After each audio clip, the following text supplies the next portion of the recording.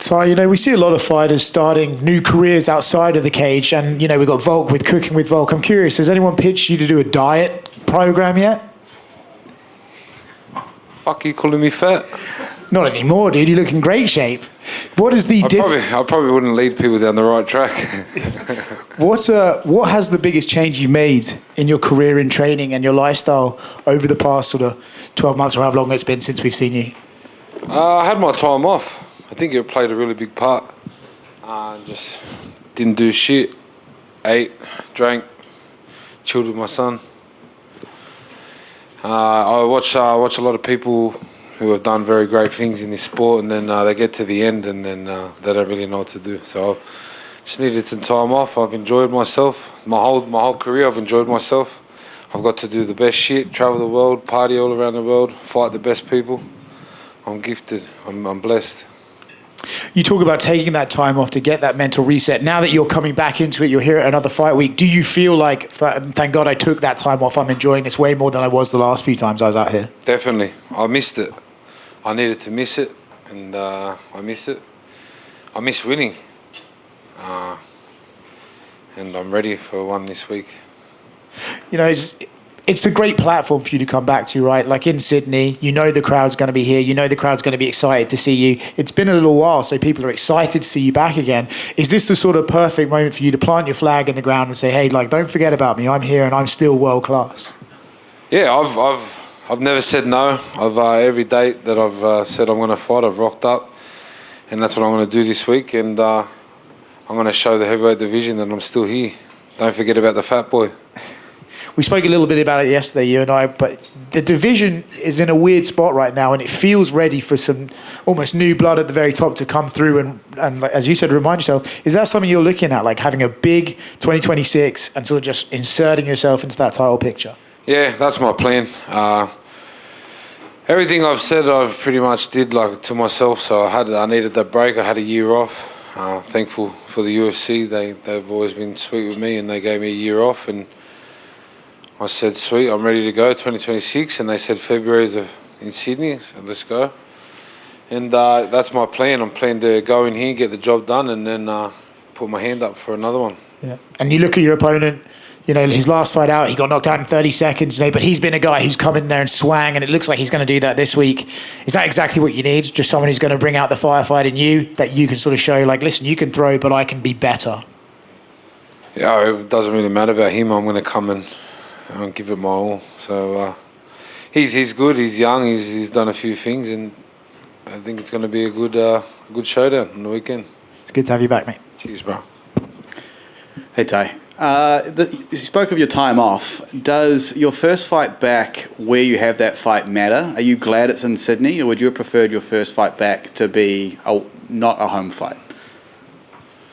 It doesn't matter to me anywhere. The crowd's always good for Bam Bam, so I don't really care. I've just really been focusing on myself this camp, and this year I want to focus a lot on myself. I owe this year to myself, so I'm going to go hard. And how was your time training at Scrappy MMA? The boys over in Perth, hectic. I love them boys. They're good boys. Did you do much of your camp there? I did a little. No, I just did the bit I was there, but I moved back to Dubai. Is there a reason you don't do your camps at home and you kind of do them somewhere else? That's why I don't have a diet channel. Thanks, Tai. Hi, Tai.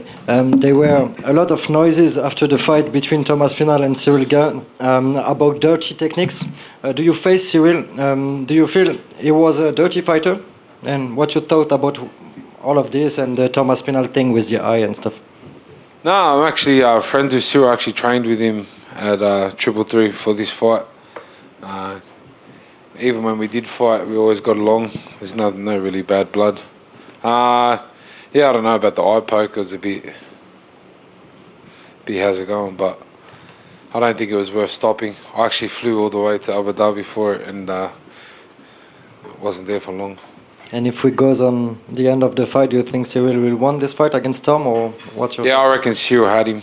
I think he had him spark for the first bit, and Tom really didn't know what to do. So yeah. And last one for me.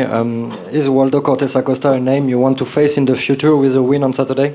Oh yeah, definitely. My first step is this weekend. Get back in the winning circle, and I've been talking to Acosta, not talking, but been watching him and his team, and that'll definitely be a great fight down the track for sure.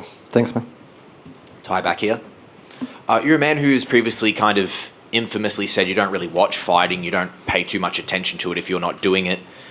In that year off, and then Texeira is the name, what was your thoughts when he was the name that was offered to you? Just like every other name, yes. I mean, I get paid to fight.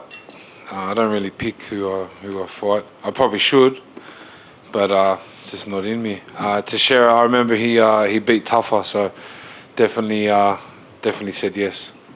Well, since agreeing, have you looked into him at all? And what do you make of his skills? Nah, that's my coach's job. He's doing well. He's young. Actually, to be honest, I don't really know.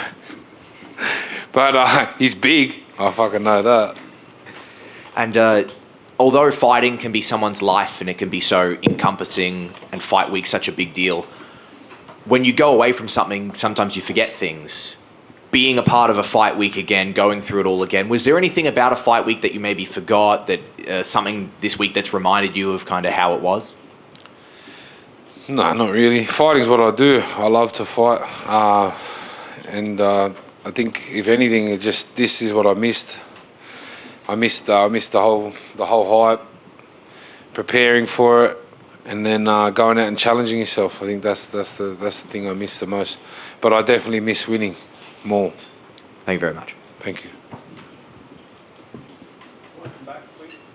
Hey Tai, you've touched on how you miss that feeling of winning and how you want to get back in there and give it your all. How would you compare your mindset now to where it was when you fought last time in Perth against Rosenstruik? Rested. I said yesterday, it's like you put all yourself into the camp. You try your hardest. You work your ass off every day, and then you go out there and you don't succeed. You lose, and then you go again. You want to win again. You give it your all again, and then you lose. And it's this sport's not for the faint-hearted, that's for sure. But losers stop. I don't stop. Well, would you say coming into this one, you're feeling a lot more calm, confident, collected, feeling a lot better? Rested. My mind's rested. My body's rested. I feel like I've worked on myself a little bit in my time off. I'm a lot more happier. And I'm ready to make some money this year. Thank you. Tai, just a simple question. Are you excited to be back?